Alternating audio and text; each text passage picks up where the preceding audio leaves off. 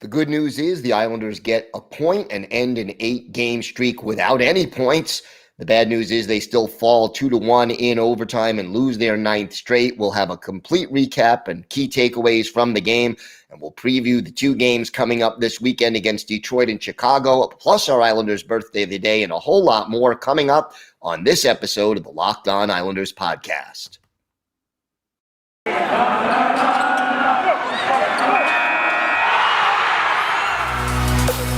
Your Locked On Islanders, your daily podcast on the New York Islanders. Part of the Locked On Podcast Network, your team every day.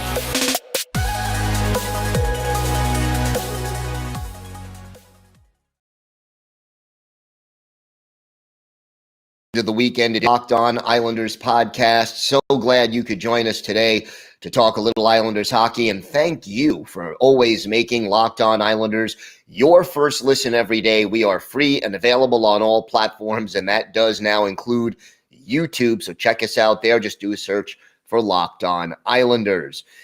The Islanders fall to the San Jose Sharks in overtime 2-1, but hey, 8 games without a point. An overtime loss is at least progress.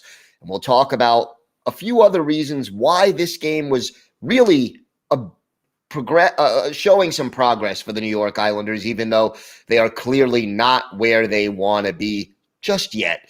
But reasons for optimism, we'll talk about that. We'll have our key takeaways from the game, and we'll preview Saturday's game in Detroit, Sunday's home game against Chicago Blackhawks. We have our Islanders' birthday of the day, and a lot more coming up on this episode of the show. If you've got something Islanders related on your mind, you have a question, a comment, a topic that you'd like us to discuss on the show, feel free to email us. The email address is lockedonislanders@gmail.com. And if you leave your first name and where you're from, we are happy to mention you on the show when we talk about whatever it is that's on your mind. You could also follow the show on Twitter at Locked On Isles, and you could follow me, Gil Martin, on Twitter at Ice Wars, NYRVSNYI. We'll keep you up to date on all the latest news, notes, and happenings, injury updates, who's returning from the COVID list, all that stuff. We also, I am live tweeting during nearly every Islanders game. So make sure you join us for that, and feel free to reach out and comment and love interacting with listeners and fans during the game and really anytime. So feel free to contact me via Twitter as well. Let's get down to business. Islanders fall to the San Jose Sharks time, but you know what? At least the Islanders got their first point UBS Arena. And, there were some reasons for optimism in this game. And let's start with the biggest takeaway. Ilya Sorokin has been outstanding, and he made 3 saves in this game. Breakaways, made some real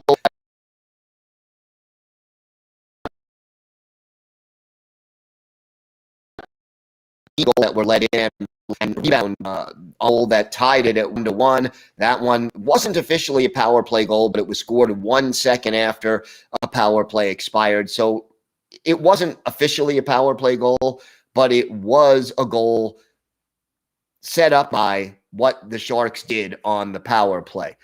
So the big reason in my mind for optimism is the Islanders made a lot more Islander-like hockey. And what do I Islander-like hockey? Well, for one thing, the Islanders' defense was, while not outstanding, it wasn't as sloppy as been in recent games. Andy Reid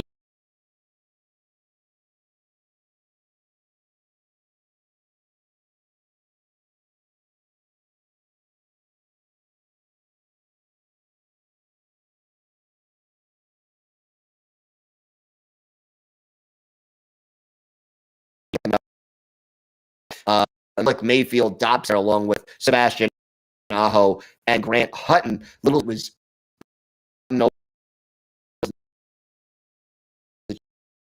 and you know, played okay, no complaints. But look, less turnovers in the Islanders zone, sloppiness there, less blatant blowing of coverage. The 2 goals, again, not a lot that could have been done. The overtime goal, the game winner, I think, was the most pointing because 2 players, Beauvillier and Palmieri, both deep. They get caught deep on that play. And as a result of getting caught deep, you go back the other way with a 2-on-1, and essentially that ends the game. So, you know, Pajot and Beauvillier, sorry.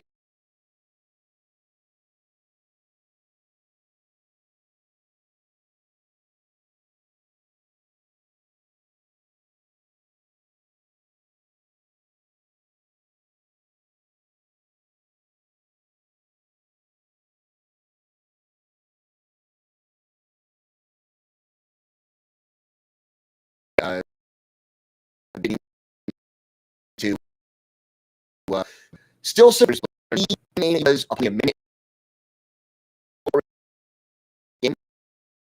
It's far from Islanders, but there's a problem. Islanders through penalties in this game, 3, right? Careless plays. You had a too many men on the ice penalty that led to the first shot goal. Again, too many men on the ice, just sloppy changes, not smart, crisp hockey. And maybe that's a little bit understandable when you've had so many players out of the lineup and you still don't have your regular line combinations. Casey Cizikas still out of the lineup. Obviously, Ryan Pulock, Brock Nelson still out of the lineup. So that's something. The second penalty, goalie interference on J.G. Pajot, which really was almost like a mugging out there. Sloppy penalty. The third penalty in the second period, Zach Parise shooting the puck over the glass inside his own zone. Again, he was 1 step away from the blue line. It was a nonchalant, indifferent, kind of careless play by Parise. And when you have no goal this season, and that's not going to go with the coaching staff and with your so yeah, that was a problem. Couple of guys did Barzal winning 8 out of 10, 80%. J.G. Pajot winning 14 out of 20%. And then on the other side, Otto Koivula. Look, we know he's young. He's inexperienced. 1 out of 8 in the faceoff, so 7.5% win rate. That's not going to get it done. With Cizikas out of the lineup, Andreoff comes in and stays at center on the 4th line. Andreoff did okay. No complaints about his play. But overall, sort of a slog offensively for the Islanders. And again, you look at the shot on goal totals. Josh Bailey, no shots. Anthony Beauvillier, 1 shot on goal. 1 shot on goal for Anders Lee. Oliver Wahlstrom had 2. It really wasn't a complete effort. No Islander player had more than 3 shots on goal, and that was Zach Parise and Adam, who had 3 each. The guys who were back in the lineup seemed to play well, didn't seem to be all that affected by their time off, but overall, a better effort, a step in the right direction, and now the question becomes, can you build on this? 3 games in 4 nights now. You have Friday off, you come back and play Saturday and Sunday. There's going to be a lot of those situations where you're playing a lot of games, two games in back-to-back nights, 3 and 4, 3 and 5, 4 and 6. Islanders have to get used to it, and they have to deliver. We'll see if they could do it. When we come back, more to get to on this episode of the Lions Past. We're going to preview both of this weekend's games. We have the Friday game in Detroit against the Red Wings, the Saturday game at home against the Blackhawks. We'll preview them both, and we have a whole lot more to come. So stay with us right here on the Locked On Islanders podcast. This episode is brought to you by Boost Mobile. You listen to podcasts for the power of the inside track. You switch to Boost Mobile for the power of saving money, because with Boost, you get the power of a free 5G phone so you can listen to the latest episodes and keep up with your favorite players and teams. The power of 3 unlimited data lines for $30 a month per line so your family can share all the insights, and the power of one of America's largest 5G networks so you can do it all at the speed of 5G. With all that money you'll save and all that edge you'll gain, just how powerful will you become? Switch to Boost Mobile and find out. Get a free Samsung Galaxy A32 5G when you switch to one of America's largest 5G networks. More power to save. Boost Mobile. Free phone limited to new customers and 1 per line. Additional restrictions apply. Offers and coverage not available everywhere or not for all phones and networks. See boostmobile.com for details. All right, so 2 games coming up this weekend, as we mentioned, and I'll tell you something else. Both these games give the Islanders a pretty good chance to win. Neither of these teams are overwhelming, but look, Detroit is improved. I think Chicago is sort of recovering from all the scandals that they dealt with earlier in the year, but neither of these teams are top contenders in their division. And can the Islanders get points? Yeah, this weekend they can. Should they? Can they? I hope so, because they really need to. Let's look at Detroit first. The Red Wings right now come a 4-3 shootout win over the Seattle Kraken. That was on Wednesday. And they have now won 4 straight games. So Detroit's sort of finding itself right now.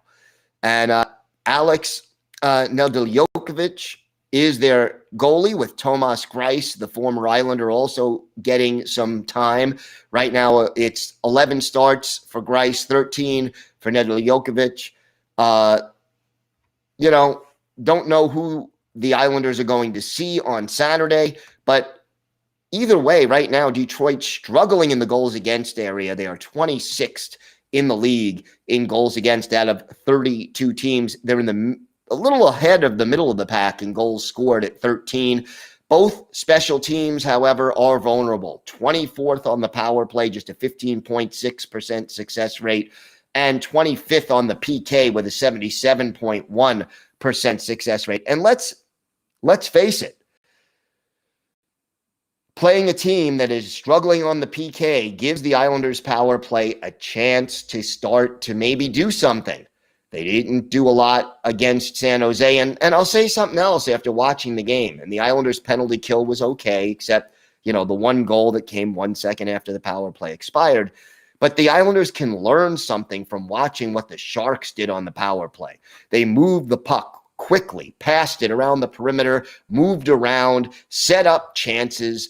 And really, if the Islanders can duplicate some of what they saw San Jose do, I think they could benefit from it. Right now, for the Red Wings, Lucas Raymond and Dylan Larkin each have 10 goals. Tyler Bertuzzi has 9, and Vladimir Nemestikov has 8. So they're spreading the scoring around. Raymond leads all Red Wings players with 22 points. Larkin right behind with 21. Bertuzzi with 18. And Mortiz Seider has 16 points, including a team-leading 14 assists. Let's look at the line combinations for Detroit. The top line is Dylan Larkin, Robbie Fabry, and Lucas Raymond, with Pius Suter, Philippe Zadina, and Giovanni Smith on either side of him.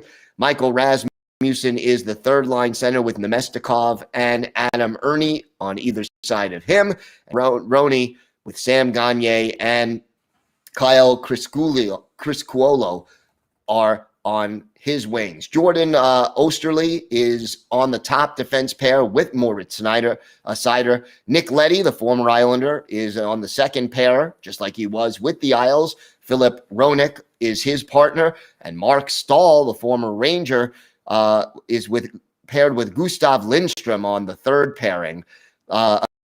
Again, we mentioned the 2 goals. A lot of injuries right now. Vrana on the IR, as is Troy Stetcher, Mitchell Stevens, Dan DeKaiser day-to-day, Joe Valino day-to-day, and Tyler Bertuzzi has been day-to-day, so we'll keep an eye on their status heading into this game. The Islanders have got to take advantage of the inconsistent defense of the Detroit Red Wings and their power play, and needs to take advantage and start to get itself into gear. I think the Islanders did a much better job against San Jose of clogging up the neutral zone, of not making costly turnovers. That has to continue when the Islanders hit the ice against Detroit on the road on Saturday. And that's going to be an win for the Islanders. It is, by the way, a 7 p.m. start on Saturday. Sunday, the Islanders return home, face out Blackhawks. Blackhawks will be playing at Madison Square Garden, even though both teams are playing back. It's the Blackhawks that actually have less travel time, time than the Islanders will heading into this game. Blackhawks right now have won 3 out of their last 5, but they've alternated win-loss, win-loss, win. We'll see what they do this weekend at the Garden on Saturday evening, and then at the UBS Arena Sunday, 7:30 p.m. start. As Blackhawks, familiar names, but unfamiliar names as well. Their starting goalie, Marc-Andre Fleury. The backup is Kevin Lankinen. We don't know which one of them we'll see. But the Blackhawks struggling defensively. 23rd in the league against 30th in goals for. So you see this team struggling. The Blackhawks penalty kill is pretty good. They're 9th in the league, but the power play is just 23rd. The leading scorer, a familiar name, Patrick Kane, 6 goals, 18 points. The leading goal scorer, Alex DeBrincat, he has 12, followed by Brandon Hagel with 7. Seth Jones has a team leading 15 assists, and he is second on the team with 17 points. As far as the goalies go, Fleury, 5-9-0 with a 2.91 goals against, a 9.14 save percentage. Those are not the typical numbers that Fleury was putting up in Vegas or in Pittsburgh. And for Lankinen, a 3.20 goals against average and an 8.88 save percentage. So again, an opportunity for the Islanders offense to start to click a little bit. As far as the line combinations, Taves centers Hagel and Kane on the time. Kirby Doc is the second line center with DeBrincat and Strome on the side of him. Henrik Borgstrom is third pivot. Dominic Kubalik and Yahar Kyra are on his wings, and is the fourth line center with Uzziah Slavin and Carpenter flanking him. Eric Gunn, Seth Jones, a solid top pairing. Jake McCabe and Connor Murphy are the second grouping, while Wyatt Kalniuk and Caleb Jones are the third pairing. Injury right now, there's a few. Calvin DeHaan, the former defenseman, he's day-to-day as Riley, while Mackenzie Whistle is on IR. So we'll keep an eye open for that. Look, Islander fans, you get 2 points this weekend. That's a step forward. 3 or more points, that's a heck of a weekend, and maybe it means that the Islanders are starting to get at least after watching this game against San Jose, that when the Islander players come back and get back into the fully healthy and get their full strength back, this team will at least be competitive game in and game out. For the last 4 games before last night, this team didn't have enough players to field a competitive team. That's not an issue anymore. So now the Islanders have to go out and prove that they can still get it done. We've got more to talk about on this episode of the Locked On Islanders podcast. We have our Islanders birthday of the day and some more thoughts heading into the weekend. So all that and more still to come on the Locked On Islanders podcast. Today's episode is brought to you by your friends at BetOnline. BetOnline has you covered all season with more props, odds, and lines than ever before as football season continues the march to the playoffs. BetOnline remains your number one spot for all the sports action this season. So head to our new updated desktop or mobile website to sign up today, and you'll receive a 50% welcome bonus on your first deposit. Just use the promo code LOCKEDON to receive the bonus. Yes, BetOnline.ag will give you free money to bet on site, a 50% welcome bonus, matching your first deposit, 50%, just because you listen to the Locked On Islanders podcast. And from basketball, football, NHL, boxing, and UFC, right to your favorite Vegas casino games, don't wait to take advantage of all the amazing offers available for the 2021 season. BetOnline is the fastest and easiest way to bet on all your favorite sports. BetOnline, where the game starts. This episode is also brought to you by Built Bar. Built.com is the place to aim your mouse. You get at least 20% off everything delicious and healthy on Cyber Monday. That's 20% off site-wide and even bigger discounts on Built Boost, Broth, and Built Swag. A brand new Built Bar flavor has just landed in time for Cyber Monday. Get it while it lasts. Caramel Almond Delight. And it delivers everything it promises. Caramelized chocolate? Check. Almonds? Check. Delightful? Double check. Be sure to get yours before they're gone. And each bar has just 150 calories and 17 grams of protein. Or maybe this season, you could be craving white chocolate. Well, for a limited time, get a special new Built Bar Puffs flavor, white chocolate cheesecake. The yummy protein-filled treat is filled with a marshmallowy center, and it's covered in white chocolate. Just 140 calories and 17 grams of protein. 'Tis the season to save and to give your taste buds the gift of Built Bar. Get to Built.com for these incredible tasting new bars and 20% off of everything. Head to Built.com, enter code LOCKED20 before it's too late. All right, time now for our Idol's birthday of the day, and we're going to go take a little step back in Islanders history. We want to wish a very happy 40th birthday. We are a day week, actually, there's birthdays this week. Tom Stock, the former fenceman, native of Klagenfurt, Austria, and started his pro career there, then came to UMass Amherst for 4 seasons, and then joined the Rangers late in the 2003-2004 season, stayed there through 2007-2008, joined the Islanders 2008-2009, played 59 games with the Isles, 1 goal, 3 points, and 35 penalty minutes, then headed back to Switzerland, Sweden, and Austria, and he finished his professional hockey career after the 2016-2017 season. More defensive,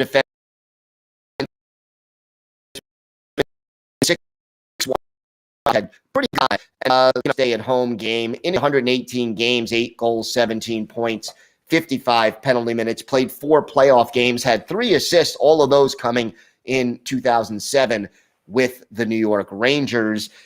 Most of his career really played in Europe. One of his more game with the January 3rd, 2000 at the HP Pavilion in San Jose.